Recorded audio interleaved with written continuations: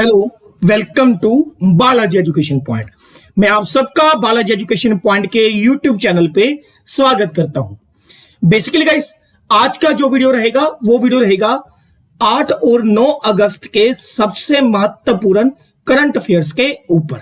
Okay, जैसा कि आप जानते हैं कि जितने भी हमारे गवर्नमेंट के एग्जाम है, चाहे वो सेंट्रल गवर्नमेंट के एग्जाम हो या स्टेट गवर्नमेंट के एग्जाम हो, और जिनमें जर्नल जीके पूछा जाता है, उसके अंदर करंट अफेयर का वेटेज काफी ज्यादा होने लगा है।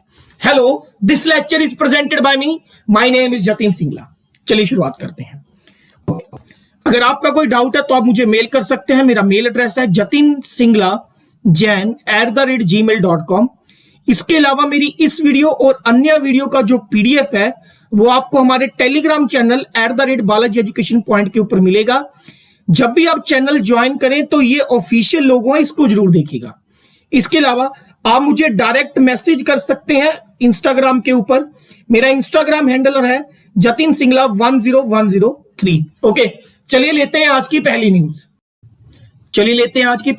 आज की पहली न्यूज जो है वो जुड़ी हुई है ICC main T20 world cup के ऊपर। आईसीसी यानी कि इंटरनेशनल क्रिकेट कंट्रोल अथॉरिटी। अब आईसीसी ने कहा है कि जो T20 का 2021 का वर्ल्ड कप होगा वो भारत में कंडक्ट किया जाएगा, इंडिया के अंदर कंडक्ट किया जाएगा। देखिए, जो T20 वर्ल्ड कप है वो एनुअल वर्ल्ड कप है, यानी कि साल में एक बार होता है।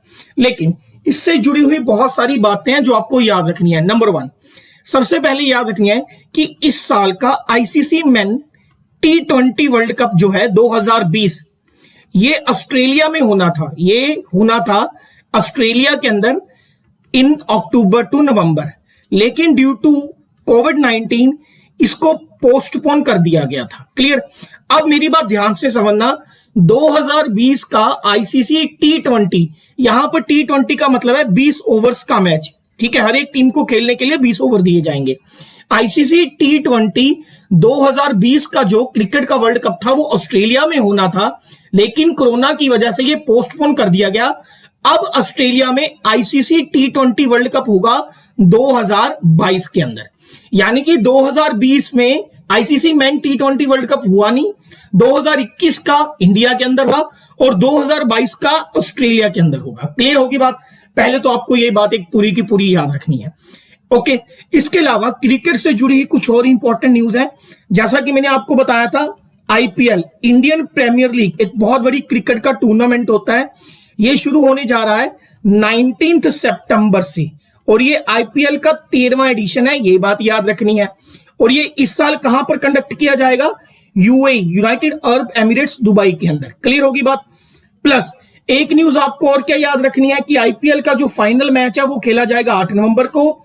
प्लस एक न्यूज और आप क्या याद रखेंगे, आईपीएल का जो चीफ स्पॉन्सर था दैट इज वीवो का मोबाइल एप्लीकेशन आता है और मोबाइल भी आता है, उसे अबॉर्ट कर दिया गया है बाय द इंडियन गवर्नमेंट। यानी कि वीवो की जो चीफ स्पॉन्सरशिप थी वो वापस दे दी गई है वीवो को। क्लियर? अब आईपीएल का चीफ स्पॉन्सर वीवो नहीं रहा, ये भी कुछ दिन पहले वीवो से चीफ स्पॉन्सरशिप वापस ले ली गई थी। क्लियर होगी बात? इसके अलावा और क्या आप न्यूज याद रखेंगे क्रिकेट से जुड़ी हुई? इसके अलावा आप देखेंगे कि जो ICC international cricket one day world cup था, वनडे वर्ल्ड कप होता है वो हर 4 साल बाद होता है। क्लियर? वो होना था 2023 के अंदर, और ये 2023 के फेब टू मार्च में होना था, लेकिन ये भी अब पोस्टपोन हो गया है। अब ये होगा 2023 के अंदर अक्टूबर एंड नवंबर के अंदर, अक्टूबर टू नवंबर के अंदर। क्लियर होगी बात? तो हमने क्या देखा? हमने मोटे मोटे तौर पर 4 सबसे बड़ी न्यूज देखी। नंबर 1 कि ICC T20 cricket world cup 2021 का इंडिया में होगा। ICC T20 men's cricket world cup 2022 का ऑस्ट्रेलिया में होगा। 2020 का कैंसिल कर दिया गया due to COVID. IPL Indian Premier League का 13वां एडिशन यूएई दुबई के अंदर होगा, जिसका फाइनल मैच 8 नवंबर को खेला गया। आईपीएल का जो चीफ स्पॉन्सर था वीवो, उसे हटा दिया गया है। आईसीसी वनडे का मतलब होता है जिस मैच में 50 ओवर हो। ICC one day cricket world cup 2023 में फेब टू मार्च में होना था, अब ये 2023 के अक्टूबर टू नवंबर में होगा। क्लियर होगी बात? इसके अलावा आप याद रखेंगे कि जो आईसीसी है, इंटरनेशनल क्रिकेट कंट्रोल, उसके जो सीईओ है उनका नाम है मनु साहनी। मनु साहनी। आईसीसी का हेडक्वार्टर आपको मिलेगा दुबई यूएई के अंदर। चेयरमैन पूछे अगर आईसीसी के तो वो है इमरान खवाजा। इमरान खवाजा। क्लियर होगी बात। इस समय जो भारत का क्रिकेट कंट्रोल करता है वो है बीसीसीआई, ठीक है। और बीसीसीआई के इस समय जो प्रेसिडेंट है वो है सौरभ गांगुली। याद रखिएगा वो है सौरभ गांगुली। ओके होगी बात, ये याद रखिएगा।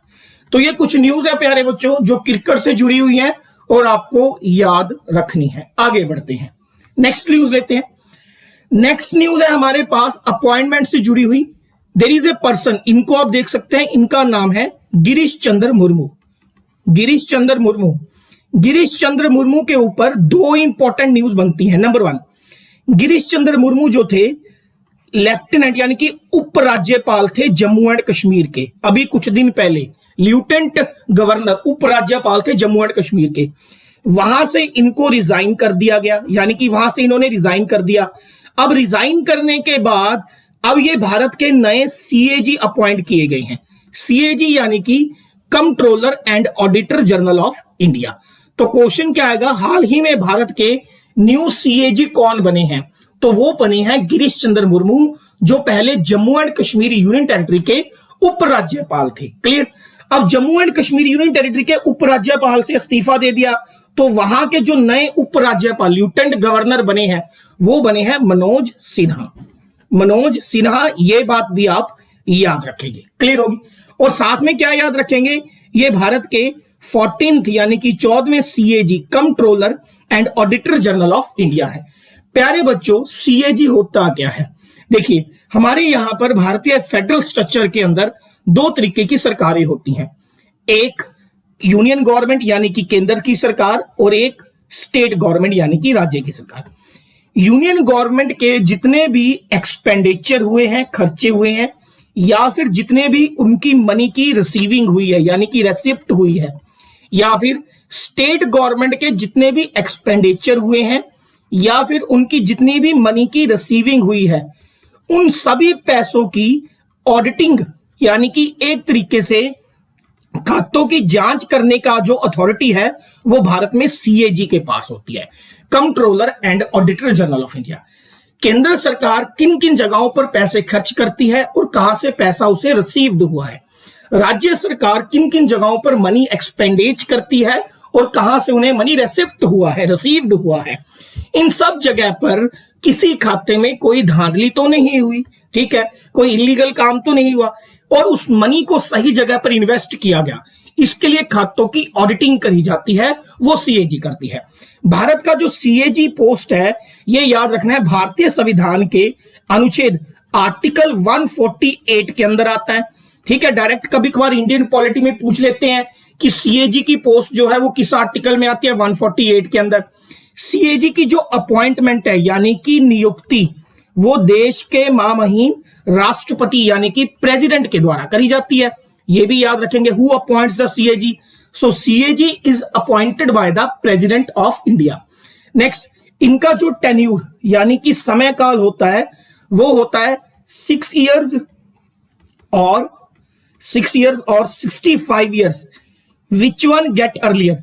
6 साल या फिर 65 साल की अधिकतम आयु तक, दोनों में से जो भी समय काल पहले पूरा हो जाए, विच वन अर्लियर, ये याद रखेंगे। क्लियर होगी जी बात। नेक्स्ट क्वेश्चन हमें क्या याद रखना है कि भारत के पहले सीएजी कौन थे? Who was the first CAG of India? तो भारत के प्यारे बच्चों जो पहले सीएजी थे उनका नाम था वी नरसिम्हा राव। वी नरसिम्हा राव, ये भी याद रखेंगे। तो हमने अभी आज की स्लाइड में इसमें क्या देखा कि जो गिरीश चंद्र मुर्मू है जम्मू एंड कश्मीर के पूर्व उपराज्यपाल, उन्हें जो है भारत का CAG controller and auditor general of India नियुक्त किया गया है और ये भारत के 14वें यानी कि 14th सीएजी बनेंगे। अब जम्मू एंड कश्मीर के उपराज्यपाल का पद इस्तीफा देने के बाद वहां पे जो नए उपराज्यपाल बने हैं वो कौन बने हैं? मनोज सिन्हा। क्लियर होगी बात। सीएजी की नियुक्ति देश के महामहिम राष्ट्रपति प्रेसिडेंट के द्वारा की जाती है। यह भारतीय संविधान के अनुच्छेद 148वां यानी कि 148 के अंडर आता है। भारत के पहले जो सीएजी थे वो थे वी नरसिम्हा राव। इसके अलावा आप याद रखेंगे कि गिरीश चंद्र मुर्मू किसको रिप्लेस कर रहे हैं, यानी कि इनसे पहले सीएजी कौन थे, तो वो थे राजीव महर्षि, इनकी जगह पर बने हैं गिरीश चंद्र मुर्मू। क्लियर होगी प्यारे बच्चों बात? आगे बढ़ते हैं। नेक्स्ट न्यूज भी है अपॉइंटमेंट से। प्रदीप कुमार को यूपीएससी का नया चेयरमैन बनाया गया है। यूपीएससी यानी कि यूनियन पब्लिक सर्विस कमीशन, ठीक है, लोक सेवा संघ आयोग बोलते हैं। यूपीएससी बेसिकली प्यारे बच्चों है क्या? यूपीएससी भारत में 3 तरीके की एग्जाम को कंडक्ट करने का, सिविल परीक्षाओं को कंडक्ट करने का जिम्मा है। एक है आईएएस इंडियन एडमिनिस्ट्रेशन सर्विसेज, एक है आईपीएस इंडियन पुलिस सर्विसेज, और एक है आईएफएस इंडियन फॉरेन सर्विसेज। ये 3 तरीके की मुख्यतः सिविल शिक्षाएं होती हैं भारत के अंदर, और ये कंडक्ट कौन करता है? यूपीएससी। और उसी यूपीएससी का चेयरमैन नियुक्त किया गया है प्रदीप कुमार जोशी को। क्लियर हो गया? Who become the new chairman of UPSC? Pradeep Kumar Joshi. UPSC के चेयरमैन की जो नियुक्ति है भारतीय संविधान के आर्टिकल 316 के तहत आती है, और आर्टिकल 316 भारतीय संविधान का अनुच्छेद 316 कहता है कि यूपीएससी के चेयरमैन की नियुक्ति देश के प्रेसिडेंट के द्वारा, यानी कि राष्ट्रपति के द्वारा करी जाएगी। ये आपको याद रखनी है। प्रोफेसर प्रदीप कुमार जोशी जो हैं, ये बाकायदा एक टीचर रह चुके हैं। 21 साल तक, 21 ईयर तक इन्होंने एक कॉलेज में एज ए प्रोफेसर पढ़ाया है, और ये कॉमर्स के प्रोफेसर थे, ठीक है, और ये कॉमर्स के प्रोफेसर हैं, ये याद रखिएगा। क्लियर होगी बात? Pradeep Kumar Joshi has appointed the chairman of the union public service commission, और इन्होंने किसको रिप्लेस किया है? अरविंद सक्सेना को। क्लियर होगी बात? हमारा जो यूपीएससी है उसका जो हेड ऑफिस है वो आपको न्यू दिल्ली में मिलेगा, और यूपीएससी की स्थापना 1 अक्टूबर 1926 को हुई थी। क्लियर होगी बात? तो इस स्लाइड से हमने क्या देखा कि यूपीएससी के नए चेयरमैन बने हैं प्रदीप कुमार जोशी। भारतीय संविधान के अनुच्छेद 316 के तहत प्रदीप कुमार जोशी जो पेशे से एक प्रोफेसर है, 21 साल तक इन्होंने कॉमर्स टीच करी है, और जिस कॉलेज के अंदर करी है उसका नाम है बरेली कॉलेज। क्लियर होगी बात? इनकी नियुक्ति राष्ट्रपति के द्वारा करी जाती है, और यूपीएससी का मकसद क्या होता है? 3 तरीके के एग्जाम को कंडक्ट करवाना, IAS Indian administration services, IPS Indian police services, और आईएफएस इंडियन फॉरेन सर्विसेज। और ये किसको रिप्लेस करेंगे प्यारे बच्चों? ये रिप्लेस करेंगे अरविंद सक्सेना को। क्लियर होगी बात? ये कुछ इंपॉर्टेंट न्यूज है जो आपको याद रखनी है। नेक्स्ट आगे बढ़ते हैं, नेक्स्ट न्यूज देखते हैं। ये कुछ पिछले 15 से 20 दिन की सबसे इंपॉर्टेंट अपॉइंटमेंट्स हैं, आपको डायरेक्ट याद रख लेनी है। सबसे पहली अपॉइंटमेंट है हरदयाल प्रसाद, इन्हें MD managing director and chief executive officer बनाया गया पंजाब नेशनल बैंक के हाउसिंग फाइनेंस का। तो हाल ही में किसे एमडी एंड सीईओ बनाया गया? पीएनबी हाउसिंग फाइनेंस का हरदयाल प्रसाद को। नेक्स्ट पीएस रानी से बने हैं inspector general of CRPF, central reserve police force. Next Ajay Tyagi SEBI के चेयरमैन हैं, और इन्हें एक्सटेंशन दिया गया है। एक्सटेंशन का मतलब क्या है प्यारे बच्चों? ये पहले सेबी के चेयरमैन थे, अब इनके कार्यकाल को आगे बढ़ा दिया गया है। लगभग 18 महीनों के लिए इन्हें सेबी का चेयरमैन फिर से नियुक्त किया गया अजय त्यागी को। नेक्स्ट शशिधर जगदीशन, ये सीईओ बने हैं एचडीएफसी बैंक के। एचडीएफसी भारत का सबसे बड़ा प्राइवेट बैंक है एम कैप की कैटेगरी के अंदर, ठीक है, मार्केट कैपिटलाइजेशन की कैटेगरी के अंदर। नेक्स्ट वरुण श्रीधर, ये सीईओ बने हैं, चीफ एग्जीक्यूटिव बने हैं पेटीएम मनी के। नेक्स्ट मनोज सिन्हा, जैसा कि मैंने आपको बताया, लेफ्टिनेंट गवर्नर यानी कि उप राज्यपाल बने हैं जम्मू एंड कश्मीर के। अगर इसमें से पूछे सबसे इंपॉर्टेंट कौन से हैं? Ajay Tyagi very very important, Shashidhar Jagdishan very very important, और Manoj Sinha very very important. Next प्यारे बच्चों आगे बढ़ते हैं। नेक्स्ट न्यूज है प्यारे बच्चों, ये न्यूज है बुक से रिलेटेड। हाल ही में एक बुक रिलीज करी गई जिसका नाम है Amazing Ayodhya which was written by Neena Rai. Amazing Ayodhya, Neena Rai. अब इस बुक के अंदर खासियत क्या है? ये बुक जो हमारा एंशियंट यानी कि पुरातन हिंदू कल्चर है उसे रिप्रेजेंट करती है, उसके बारे में नॉलेज देती है, पुरातन हिंदू कल्चर है उसके बारे में नॉलेज देती है, और जो पुरानी हमारा हिंदू कल्चर था उसे दुनिया की जो दूसरी सिविलाइजेशंस है, सभ्यताएं हैं, उनके साथ कैसे कंपेयर किया जा सकता है, इन सारी बातों के ऊपर प्रकाश डालती है नीना राय की book that is amazing Ayodhya. Clear होगी बात। ये कुछ बुक्स हैं जो पिछले 15 से 20 दिन में आई हैं। अगर आप रेगुलर वीडियो देखते हैं तो आपको पता होगा। This book is very very important. रॉ a history of India's covert operation written by Yatish Yadav. Next है सियासत में सदस्यता, Vijay Kumar Chaudhary.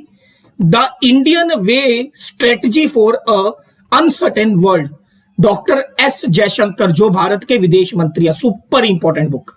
Next quest for restoring financial stability in India, Viral Acharya, जो आरबीआई के पूर्व यानी कि फॉर्मर डेप्यूटी गवर्नर रह चुके हैं, फॉर्मर डेप्यूटी गवर्नर रह चुके हैं। क्लियर। इनमें से दो जो आपको हर हाल में याद रखनी है, एक तो भारत के विदेश मंत्री जो इस समय है एस जयशंकर, उनके द्वारा लिखी गई book the India way strategy for the uncertain world, और दूसरा the quest for restoring financial stability in India by the viral Acharya. Next आगे बढ़ते हैं। ओके, अगली न्यूज है, ये इंटरनेशनल न्यूज है।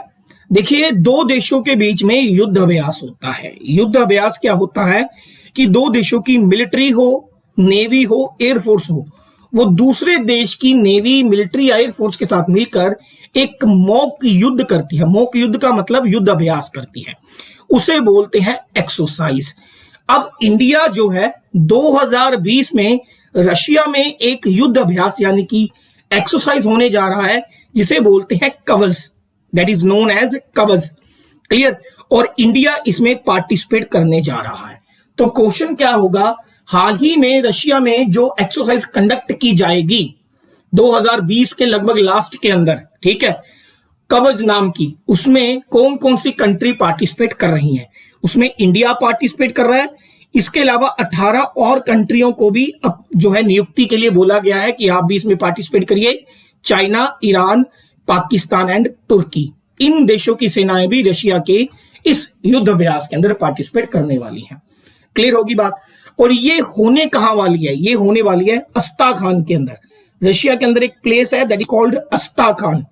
लगभग भारत के 150 से ज्यादा सैन्य कर्मी यानी कि नौसेना से जुड़े हुए, वायुसेना से जुड़े हुए, भारत की थल सेना से जुड़े हुए लगभग 150 सोल्जर जो हैं इस मॉक ड्रिल के अंदर, इस युद्ध अभ्यास के अंदर पार्टिसिपेट करेंगे। कवच, जिसे कैकस भी बोलते हैं, रशियन भाषा में इसे कैकस भी बोलते हैं। तो आपको क्वेश्चन कुछ इस तरीके से भी पूछा जा सकता है, हाल ही में कैकस 2020 रशिया के द्वारा कंडक्ट की जाएगी, इसमें क्या भारत पार्टिसिपेट करेगा? हाँ जी, इसमें भारत पार्टिसिपेट करने जा रहा है। क्लियर होगी बात। नेक्स्ट बढ़ते हैं। ये कुछ इंपॉर्टेंट एक्सरसाइज है। देखिए, स्टैटिक जीके में डायरेक्ट पूछते हैं, आपको एक एक्सरसाइज दे दी जाएगी और पूछेंगे कि ये कौन से दो देशों के बीच में होती है। जैसे कि सूर्य किरण, ये एक मिलिट्री एक्सरसाइज है जो इंडिया और नेपाल के बीच में कंडक्ट करते हैं। Next, Sampriti, very very important, India और बांग्लादेश के बीच में कंडक्ट होती है। एक है हरिमाऊ शक्ति, हरिमाऊ शक्ति इंडिया एंड मलेशिया के बीच में कंडक्ट होती है। एक्वेरिन, ये होती है India and Maldives. Varuna, Varuna India और फ्रांस के सेनाओं के बीच में। और red flag which is most important, ये एक एयरफोर्स की मॉक ड्रिल है इंडिया एंड यूएसए के बीच में। क्लियर होगी बात। इनमें से जो सबसे इंपॉर्टेंट 2 या 3 आपको याद रखनी है, रेड फ्लैग, वरुणा और Surya Kiran, these 3 are more important. Clear होगी बात। सूर्य किरण इंडिया और नेपाल के बीच में, वरुणा इंडिया और फ्रांस के बीच में, red flag India and USA के बीच में। आगे बढ़ते हैं। नेशनल जो है ऑब्जर्व कर रहा है 78th anniversary of quit India movement, या फिर जिसे अगस्त क्रांति भी कहा जाता है। मेरी बात जरा ध्यान से समझिएगा। 8 अगस्त 1942 को जब हम लोग ब्रिटिश के अंदर थे, ठीक है, बरतानिया सरकार की हुकूमत थी हमारे अंदर, 8 अगस्त 1942 को एक आंदोलन चलाया गया था क्विट इंडिया मूवमेंट, और यह चलाया गया था father of nation Mahatma Gandhi ji की तरफ से, जिसे हम लोग अगस्त क्रांति के नाम से भी जानते हैं। तो 8 अगस्त 1942 से लेकर आज वाला 8 अगस्त 2020 के बीच में 78 ईयर्स बन गए। तो क्वेश्चन क्या आएगा, हाल ही में हमारे देश ने किस आजादी की मूवमेंट का 78th एनिवर्सरी जो है सेलिब्रेट की है, वो है क्विट इंडिया मूवमेंट की। क्लियर होगी बात। इसको शुरू किया था 8 अगस्त 1942 को महात्मा गांधी ने, ठीक है जी। और ये मूवमेंट जो थी शुरू हुई थी मुंबई के टैंक मैदान के अंदर, ठीक है। टैंक मैदान बोलते हैं, मुंबई के अंदर एक मैदान है कॉल्ड टैंक मैदान। वहां पर महात्मा गांधी ने अपनी स्पीच डिलीवर करी थी और उसके बाद ये मूवमेंट शुरू करी गई थी। इसके अलावा प्यारे बच्चों, अगर आप डेली मेरी वीडियो देखते हो, एक और मूवमेंट है दैट इज कॉल्ड स्वदेशी मूवमेंट। स्वदेशी मूवमेंट ये चली थी 7 अगस्त 1905 को। तो लगभग इसके हमने 115 साल कंप्लीट किए हैं 7 अगस्त 2020 को। ये बात भी आपको याद रखनी है। क्लियर होगी। तो एक स्वदेशी मूवमेंट और एक quit India movement. Clear. Next, ये कुछ हमने क्वेश्चन के रूप में लिए हैं। हाल ही में एक स्टेट है भारत की जिसने गूगल के साथ एक MOU साइन किया है, यानी कि एक एग्रीमेंट किया है कि गूगल जो है उस स्टेट के बच्चों को वर्चुअल एजुकेशनल क्लासेस प्रोवाइड करेगी। वर्चुअल यानी कि एक तरीके से इंटरनेट की हेल्प से। और ये स्टेट है महाराष्ट्र। महाराष्ट्र भारत का पहला ऐसा स्टेट बना है जिसने गूगल के साथ वर्चुअल एजुकेशन क्लासेस के लिए कगार किया है, क्योंकि भारत में इस समय सबसे ज्यादा बुरा हाल जो है वो है महाराष्ट्र के अंदर। सबसे ज्यादा बुरा हाल कोविड-19 की वजह से महाराष्ट्र के अंदर, ठीक है। महाराष्ट्र में जगह है धारवी, वहां पे तो बहुत बुरा हाल है। क्लियर, ठीक है जी। अब इस MOU के अंदर लगभग जो है 1 लाख के करीब जो है गवर्नमेंट, प्राइवेट और अनएडेड स्कूल के जो बच्चे हैं वो पार्टिसिपेट करेंगे। लगभग 1 लाख के करीब स्कूल्स इसमें पार्टिसिपेट करेंगे। और लगभग अगर संख्या देखी जाए 22 मिलियन पूरे महाराष्ट्र के स्टूडेंट को वर्चुअल एजुकेशन दी जाएगी। तो क्वेश्चन क्या बनता है, हाल ही में भारत के किस राज्य ने गूगल के साथ टाई अप किया है for the virtual education, that is Maharashtra. Next, Delhi Bharat का पहला राज्य बना है जिसने इलेक्ट्रिक व्हीकल पॉलिसी जो है अनाउंस करी है। इलेक्ट्रिक व्हीकल यानी कि बिजली से चलने वाले व्हीकल। इससे क्या होता है, पॉल्यूशन बहुत ज्यादा कम हो जाएगा। इस समय दिल्ली के अंदर 2020 में टोटल जो इलेक्ट्रिकल व्हीकल की संख्या है वो टोटल व्हीकल का 0.29% है, यानी कि 1% से भी, आधे प्रतिशत से भी कम। लेकिन दिल्ली गवर्नमेंट ने टारगेट रखा है कि लगभग मान के चलिए कि 2024 तक दिल्ली के अंदर जितने भी व्हीकल होंगे उसमें 25% व्हीकल इलेक्ट्रिक व्हीकल्स होने चाहिए, ताकि दिल्ली के अंदर पॉल्यूशन को कर्ब किया जा सके, कंट्रोल किया जा सके, कम किया जा सके। क्लियर होगी। दिल्ली के जो CM है उनका नाम है अरविंद केजरीवाल और गवर्नर है अनिल बैजल। तो क्वेश्चन उठता है, हाल ही में भारत के किस राज्य ने अपनी इलेक्ट्रिक व्हीकल पॉलिसी को अनाउंस किया है? तो वो किया गया दिल्ली के द्वारा। क्लियर हो गया। ओके, नेक्स्ट, खेलो इंडिया मोबाइल ऐप लॉन्च करी गई है। This is a kind of A mobile app, Khelo India mobile app. इसे लॉन्च किया है साई ने। साई क्या है? Sports authority of India. और इसने मिलके साथ किसके साथ मिलकर किया है? Educational board council for the Indian school certification examination and CBSE। आप सिर्फ याद रखेंगे कि स्पोर्ट्स अथॉरिटी ऑफ इंडिया ने हाल ही में एक मोबाइल ऐप लॉन्च किया है जिसका नाम है खेलो इंडिया। अब प्यारे बच्चों, इसकी खासियत क्या है? ये ऐप डिलीवर करेगी ऑनलाइन स्पोर्ट्स के अंदर ट्रेनिंग सेशन, जो हमारे फिजिकल एजुकेशनल टीचर्स होते हैं या फिर प्रिंसिपल्स होते हैं, उनको ट्रेनिंग देगी ताकि वो अपने स्कूल्स के अंदर बच्चों को स्पोर्ट्स के अंदर फिजिकल ट्रेनिंग दे सके और ज्यादा से ज्यादा बढ़िया जो हमारे स्पोर्ट्स प्लेयर हैं वो ग्राउंड लेवल से उठ के आगे बढ़ सके। क्लियर होगी जी बात। तो ये थे प्यारे बच्चों हमारे आज के सबसे इंपॉर्टेंट करंट अफेयर। आपको वीडियो कैसा लगा फीडबैक देते रहिएगा। वीडियो को लाइक जरूर करिएगा। अगर आप चैनल पे नए हैं तो चैनल को सब्सक्राइब जरूर करिएगा। Till then, thank you so much.